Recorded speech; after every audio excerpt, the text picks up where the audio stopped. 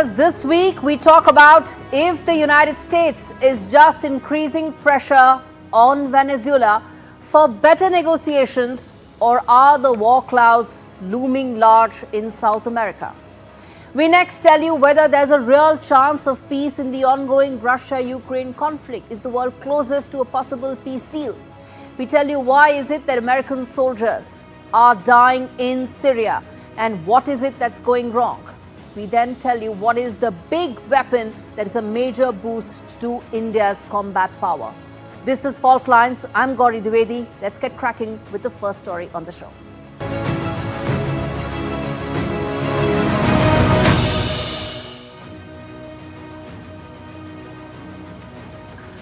Well, viewers, the first story this week, the growing likelihood of an all-out war in South America. The United States and Venezuela, the hostilities between the two have been escalating as the Trump administration views Venezuela as a principal actor in the non-stop inflow of drugs, fentanyl and illegal immigrants. Inside America, for Trump, stopping illegal fentanyl and illegal immigrants is priority number one, for which it is even willing to go to war with Venezuela. And there has been a sharp escalation after Donald Trump ordered a total and complete blockade, that's a naval blockade of all sanctioned oil tankers entering and leaving Venezuela. And in fact, the country, Venezuela, termed this as warmongering threats. Donald Trump has also designated Maduro's government as a foreign terrorist organization. Now let's tell you exactly how it's looking like, and then we take the story forward.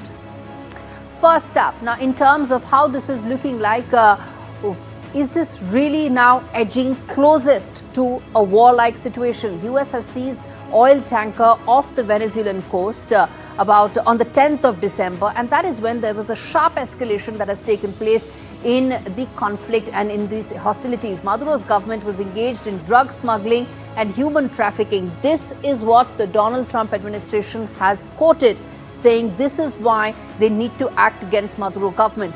Donald Trump has also said that Venezuela is now surrounded by the largest armada ever of and assembled in South America's history, essentially saying that the troop deployment is now unprecedented and Venezuela has no way out. And fresh sanctions have also been imposed on oil, which is essentially the lifeline of the Venezuelan economy, along with key Maduro aides that have now been sanctioned by the US government. It doesn't end there.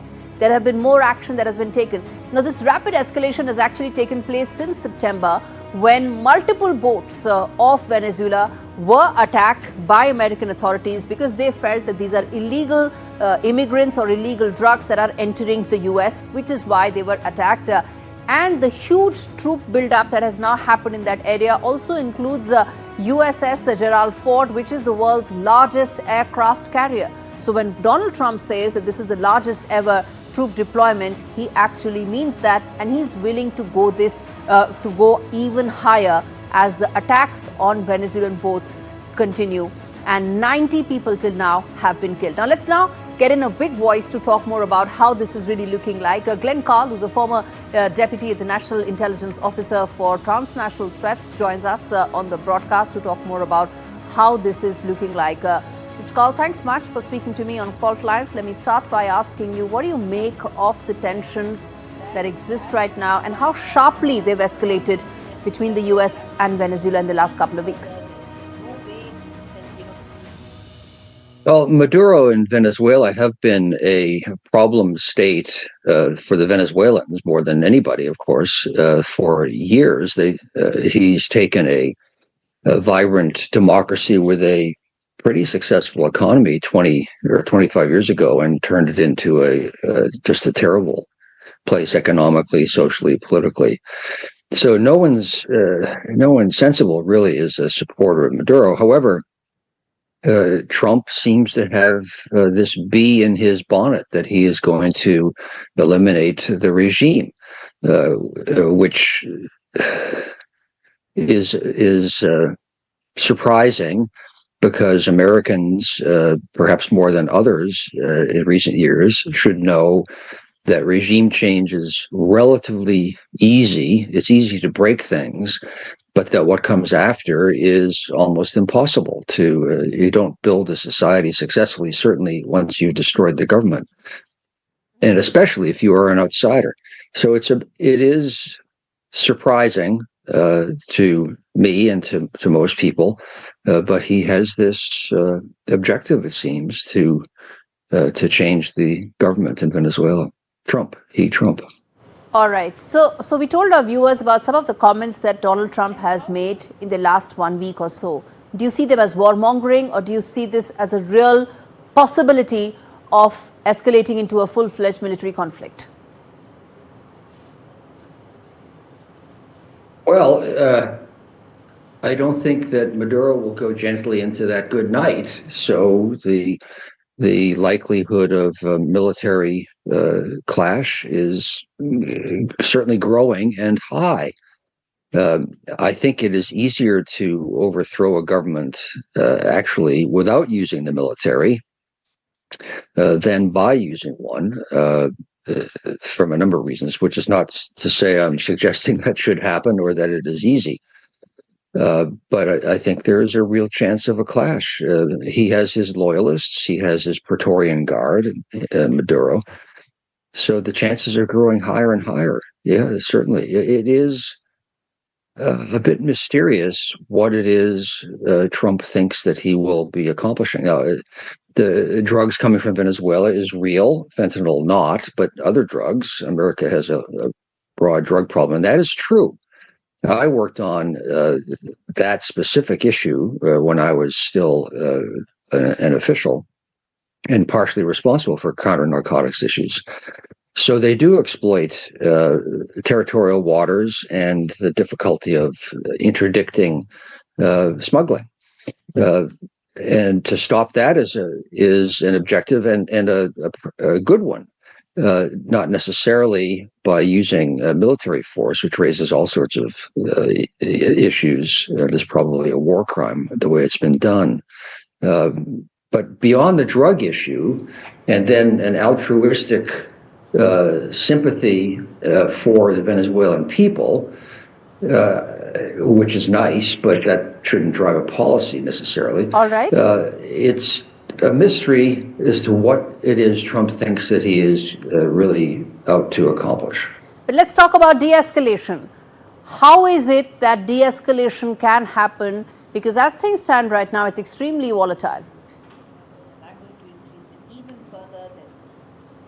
Yeah, I think that's a very good question, which means that I don't know the answer to it, actually. What is Trump seeking to achieve? Is it the removal of Maduro? Well, Maduro says he won't go. Is the stop of the drug trafficking? I don't believe that the government could do that. It could do a lot better. So I don't know if there's anything that Venezuela can do, the government in place can do, to satisfy Trump. It does appear Trump has one objective, and that anything else will not be taken. Trump will not take it as sufficient. It is fuzzy what Trump seeks to be pursuing or accomplishing, except that no intermediate step other than Maduro leaving appears to be that it would be satisfactory. But it is a mystery because who would replace what would replace the government, and what would the United States do, and what is the United States actually even seeking? It is, frankly, to me, fuzzy, if not incoherent.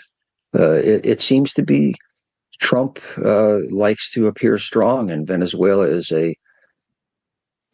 an easy target compared to China or Russia, or solving global economic growth issues or global warming, an existential problem which Trump doesn't understand and denies because he denied it once before, and so now that's all he will ever say. Venezuela is easy, quote unquote, compared to all of those things. So what you're saying is this could actually be as much about image and PR as it is about ensuring that the problems in Venezuela are fixed. I'm going to leave it there, Glenn Carl. Thanks much for speaking to us on Faultlines. Well, if you take off your blinkers, viewers, targeting Venezuela's oil is actually going for the jugular. And Donald Trump knows that. Venezuela has the world's largest oil deposits, and its oil sector is its biggest economic driver. Add to it America's eagerness to have a regime that is more favorably disposed to it. In fact, this is a foreign policy goal that Donald Trump shares with his predecessor, Joe Biden. He had even doubled the bounty on Maduro's head.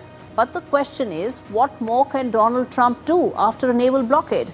And how long can Maduro withstand these pressures before his time is up?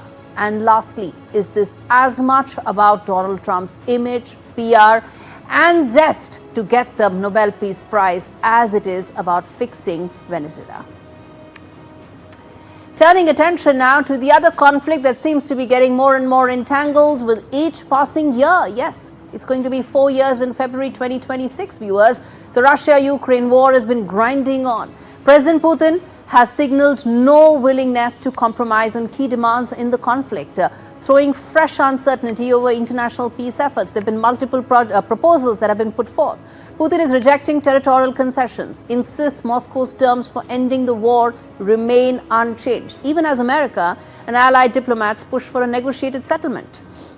The Kremlin stance means that the key questions actually remain unanswered. What are those? Which is, Russia still demands Ukraine seize control of key regions, that is Crimea, Donetsk, Luhansk, Kherson, and several others. The territories that Kiev and its Western allies consider sovereign Ukrainian land and what they think are non-negotiable, no-go zones.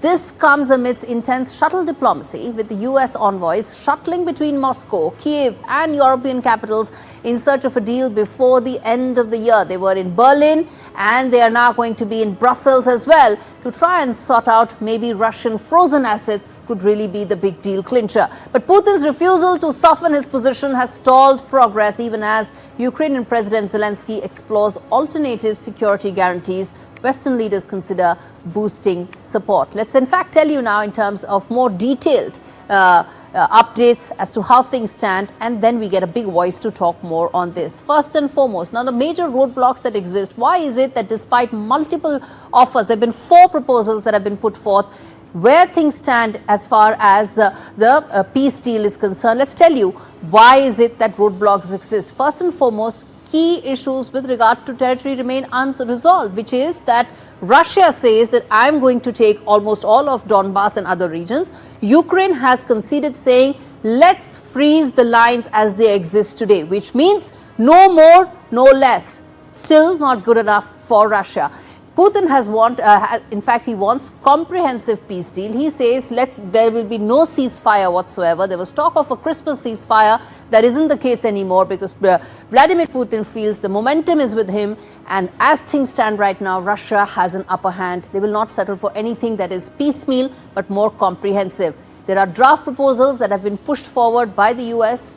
European capitals are just playing host to multiple meetings that are taking place, even as a final breakthrough is yet to be achieved. And lastly, security guarantees are on the table. Ukraine has all along said that, look, you got to guarantee, back me up completely, and ensure that there are troops, funding, and guarantees that are enshrined by the US Congress. That's what Ukraine wants. US has moved a little forward than what it was earlier, but still the position remained different. And that is some of the reasons why there is some sort of a breakthrough that is yet to be achieved. Let's get in Alexei Mukin, who's joining us for more on this, to talk more in terms of how this is likely to pan out from here. Mr. Alexei, thanks much for speaking to me. Let me ask you, fair and square, how things stand. There have been Berlin talks. There have been talks in the past. How are things looking? Hello. I do think that the problem is that all sides of this negotiation they hide it wishing, and of course we discussing. Of course we are on a peaceful track, but we have our own issues and our own goals, and that's why our vision is completely different. The good thing is that Russia and United States has common points for conversation, for deal, kind of a deal, because in Russia we don't like the term deal, because we say about peaceful agreement, which can resolve all problems around this conflict and reasons why it happens. So Putin is quite flexible and quite hard in their position, in his positions, and Russia positions. And Americans knows about this. That's why negotiation with Zelensky and coalition of willing is so hard to continue, because Mr. Alexei, something that many are asking is that, is it correct to assess that as things stand, the world is probably the closest it has been to achieving some sort of a peace framework? Do you concur with that assessment? As I correctly understood, you said you asked me about what kind of common points we have, or what's the problem with our points we could not accept from each other. Yes, is it right? Yeah. Yeah. Okay. So common points is the Russia is winning, and it's the fact. That's why United States and maybe Ukraine, some parts of Ukraine want to stop this war. They call this ceasefire. Ceasefire from the Zelensky and coalition of willing is a trick, because they just... No, you don't want a ceasefire, that's very clear. Russia doesn't want a ceasefire, it has military momentum with it. But the question I'm asking is that, are we closest to achieving some sort of a peace framework? Or do you think that the positions are still too far apart, there is no way there can be a middle ground? No. We are very close. We are very close to make a deal. But the problem is that coalition of willing and... I thought you didn't like the word deal. Zelensky personally don't want to do this. They really don't want to do this, because they completely denied many things that is principle for Russia. And United States accepted this as a principal position of Russia. And that's all.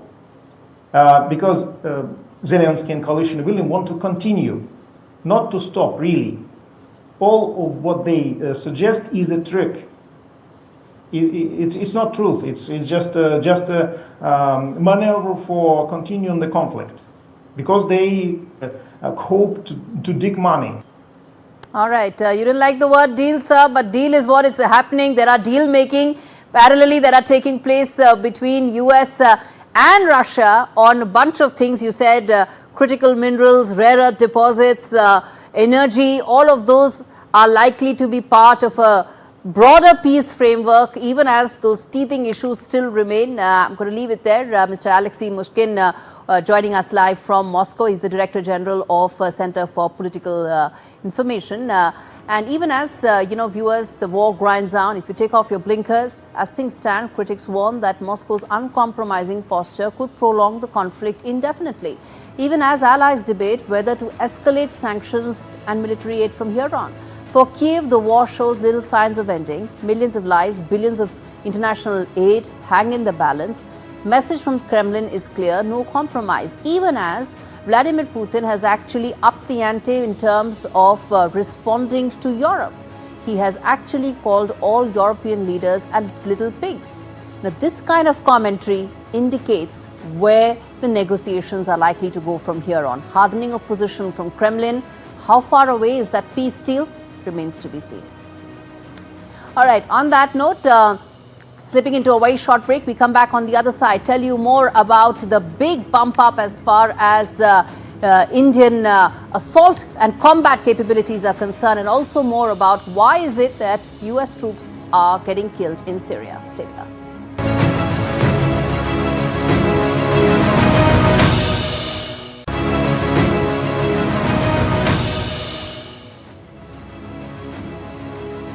Two American soldiers and an American civilian interpreter have been killed in an ambush in central Syria in what Washington says was an attack carried out by the Islamic State group. The U.S. Central Command confirmed that 3 other American service members were injured when a lone gunman opened fire during an engagement near Palmyra, which is a strategic city in the heart of the country. The attacker was later engaged and killed. As per U.S. officials, and Syrian state media has reported that 2 Syrian service personnel were also wounded. Donald Trump described this assault as an ISIS attack, just days after the Al-Shara government actually celebrated 1 year of being in power. He's targeting both, and in fact, he said that the ISIS attack targeted both American and Syrian forces. The U.S. Army identified the fallen soldiers, even as questions still remain about the security as far as the country is concerned, 1 year after Al-Shara has taken and formed the government there. It's a big boost as far as India's combat power is concerned. The Indian Army has received the remaining 3 Boeing Apache attack helicopters, which will soon join the Army's 451 Army Aviation Squadron based in Jodhpur. As per Army, the helicopters will be deployed in Jodhpur after assembly, joint inspections and completion of other formalities in the next couple of days. The helicopters were brought to India aboard an Antonov AN-124 aircraft. Why is this so significant? What this means for India's big combat arsenal, and why is it such a big deal? This report answers those questions for you.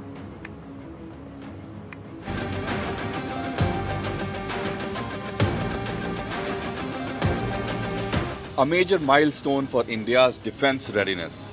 The Indian Army has taken delivery of the final batch of AH-64E Apache attack helicopters, completing the induction of all 6 combat gunships under its contract with the United States. The 3 latest Apaches will soon be deployed with the 451 Army Aviation Squadron in Jodhpur, Rajasthan after final assembly, joint inspections and formalities are complete. Boeing-built Apaches are among the world's most advanced attack helicopters, often described as flying tanks thanks to their lethal mix of firepower, survivability and all-weather capability. With this final batch, the Army completes its Apache fleet and adds much-needed teeth to India's aerial combat repertoire, significantly boosting strike, reconnaissance and close support capability on the Western Front. The Apache's advanced targeting systems, Hellfire missiles, 70mm rockets and nose-mounted 30mm chain gun give Indian forces a decisive edge in neutralizing enemy armor and air defense day or night. Officials say the induction not only strengthens India's operational reach but also underscores the deepening India-US defense partnership. As these Apaches take flight over Indian skies, military planners expect a significant enhancement in quick reaction strike capability, a clear boost to national defense at a time of evolving security challenges. Well, that's all we could pack in this edition of Faultlines. Thanks so much for watching. Next week, we come back with more conflicts, more war zones decoded for you.